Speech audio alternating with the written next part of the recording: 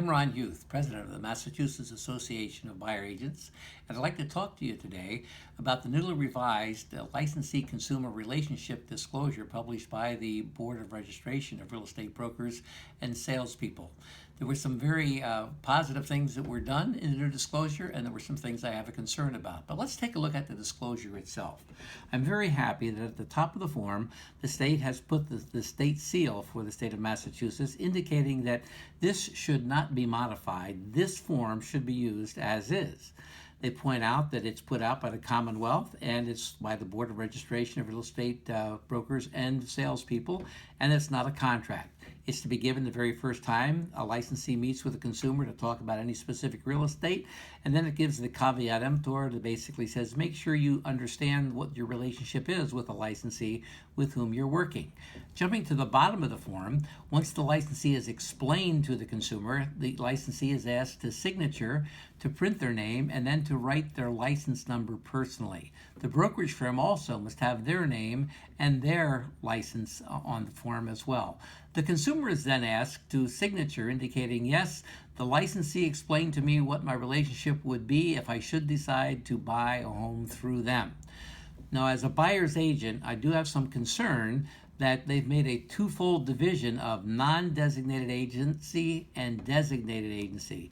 And I'll come back to that as to why that does concern me after we look at the back side of the form, which really breaks it down for us in a very helpful way.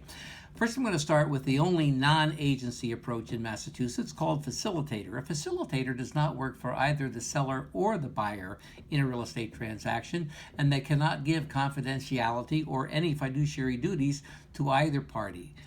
Seller's agents and buyer's agents, on the other hand, are required by law to give to their respective clients the fiduciary duties of obedience to the client's lawful instruction, undivided loyalty, full disclosure, confidentiality, accounting and accountability, and due diligence. Each of these representatives must give those duties to their respective clients. But what happens when the same company is trying to represent both the buyer and the seller in the same transaction? Well, you then have dual agency.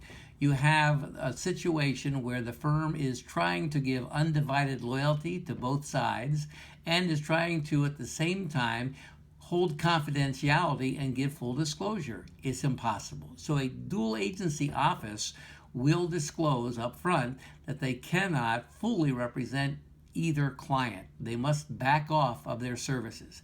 There's a statute, however, in Massachusetts that does allow a firm who's going to do dual agency to claim a designated agency approach. In this case, the entire company doesn't work for the seller or buyer. Just one single agent within the company will work for the seller or buyer. It's the one who's been designated as the designated seller's agent or the designated buyer's agent. I would ask you, when you look at seller agency and buyer agency, if you would ask yourself the question, if I were a plaintiff in a lawsuit, would I want the defendant's attorney to be working in the same firm as my attorney? I believe the answer is simple. If you look at the front side of the form again, I want to explain why I have concern with the non-designated agency approach and the designated agency approach. It's because the one approach that does not do dual agency in Massachusetts is the single agency approach, which is missing on this form. Single agency will not allow their agents to represent both clients in the same transaction. The Massachusetts Association of Buyer Agents only allows their members to represent one client in a transaction. So if you were a buyer using a buyer's agent from the Massachusetts Association of Buyers Agents, you'll likely walk away from the closing table with a home you bought and not one you were sold.